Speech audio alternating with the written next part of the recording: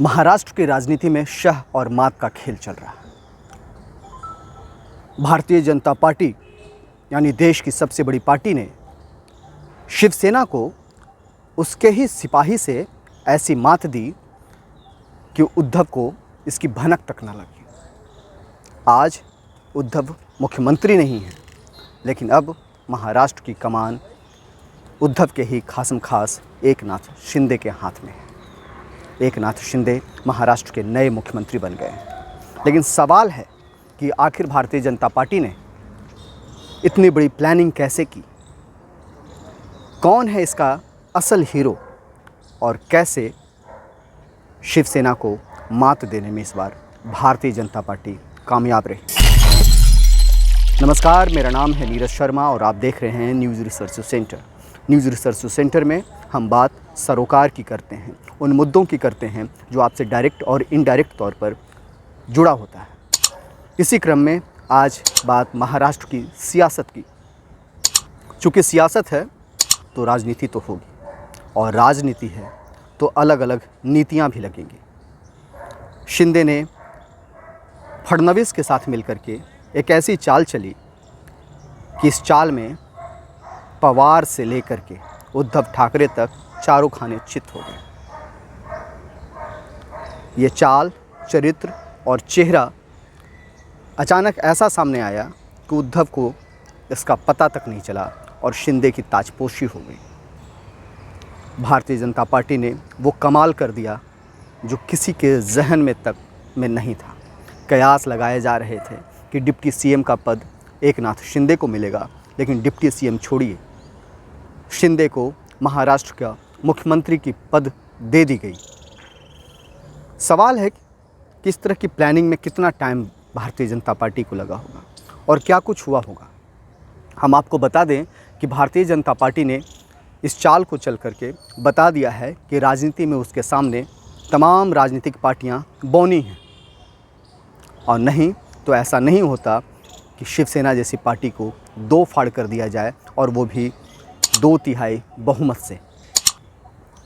उद्धव आखिरकार आज सीएम नहीं है, लेकिन इन सब के पीछे कौन है मास्टरमाइंड? किसने इतनी बड़ी राजनीति का दांव चला और कैसे उद्धव ठाकरे, संजय राउत जैसे दिग्गज नेताओं, ख़ास तौर से महाराष्ट्र की राजनीति में शरद पवार अपने दांव के लिए जाने जाते हैं और उन्हें भी मात दे दी। तो आज चर्चा इसी की हम कर रहे हैं।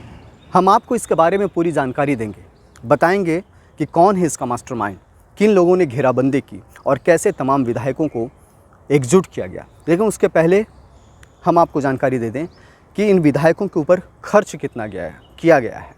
आपको बता दें कि आज से करीब 1 हफ्ता पहले करीब 8 दिन 9 दिन से ये पूरा खेल चल रहा है। सबसे पहले मुंबई से तमाम शिवसेना के विधायकों को गुजरात के सूरत ले जाया जाता है, वहाँ एक 5 स्टार होटल में इन्हें ठहराया जाता है, और फिर वहाँ से अचानक एक फ़ैसला लिया जाता है और इन सभी विधायकों को चार्टर्ड प्लेन के ज़रिए गुवाहाटी पहुँचा दिया जाता है। गुवाहाटी देश का उत्तर पूर्व का एक कोना, असम, वहाँ पहुँचते हैं।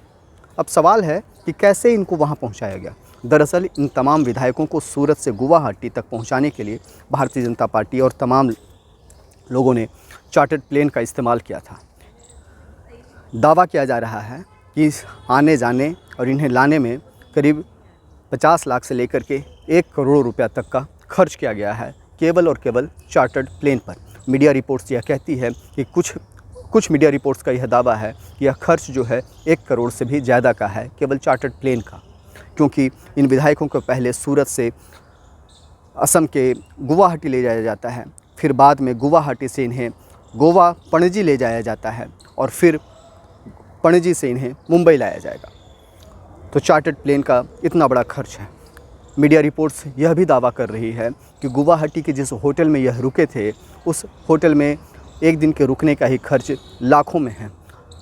कहा जा रहा है कि बीते करीब 6-7 दिनों का जो खर्च है वह 1 करोड़ के लगभग है, क्योंकि हर विधायकों के लिए स्वीट्स बुक किए गए थे। जो जानकारी मिली है कि गुवाहाटी के होटल रेडिसन ब्लू में 70 कमरे बुक किए गए थे। इन 70 कमरों में इन विधायकों को ठहराया गया था। इसमें कुछ भारतीय जनता पार्टी और टॉप लेवल के कुछ नेता के भी रुकने की खबर है।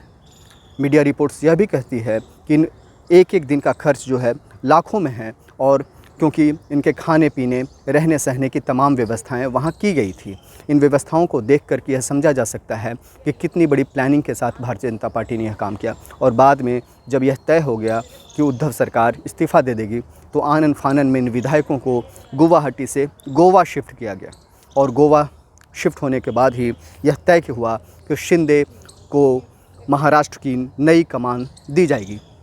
यानी शह और मात का खेल भारतीय जनता पार्टी ने इस तरीके से किया कि इसमें उद्धव अचानक से बैकफुट पर आ गए और फिर सत्ता उनके हाथ से निकल गई। अब सवाल है कि इन सब के पीछे कौन है, किसने इतनी बड़ी रणनीति बनाई। जो जानकारी मिली है हमें मीडिया रिपोर्ट्स के ज़रिए, इसके मुताबिक यह पूरा खेल 1-2 दिन का नहीं है। इस पूरे खेल के पीछे 3 से 4 महीनों की मेहनत है।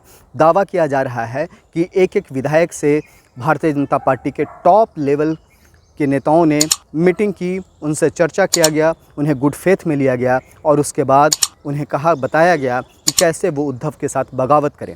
क्योंकि सबसे बड़ी बात है कि जो देश का कानून है उसके तहत 2/3 विधायकों की संख्या होनी चाहिए। और भारतीय जनता पार्टी की इसी रणनीति का यह कमाल रहा कि उद्धव की पार्टी जो शिवसेना थी वह 2 टुकड़ों में बट गई और करीब करीब 39 विधायक जो हैं वह शिवसेना को छोड़ करके शिंदे गुट के साथ जाकर मिले। हालांकि वो बार बार यह दावा करते रहे कि शिवसेना में ही हैं, वो अलग दल नहीं बना रहे हैं, बस महाराष्ट्र विकास आघाड़ी सरकार से वो दूर होना चाहते हैं। दावा किया जा रहा है कि इस लिस्ट में भारतीय जनता पार्टी के वो तमाम टॉप सीक्रेट नेता हैं जो लंबे समय से नेपथ्य में रह करके, शांत रह करके, गुपचुप तरीके से वह पूरा काम कर रहे थे।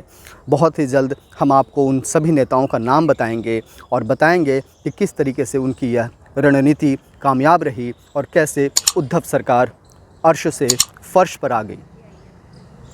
देखते रहिए न्यूज़ रिसर्च सेंटर। अगर आपके पास भी है कोई सुझाव तो आप ज़रूर हमें बताएं। कमेंट सेक्शन में जाकर के कमेंट कर सकते हैं। साथ साथ अगर वीडियो पसंद आई हो तो प्लीज़ लाइक, शेयर और सब्सक्राइब ज़रूर करें। जय हिंद, जय भारत, नमस्कार।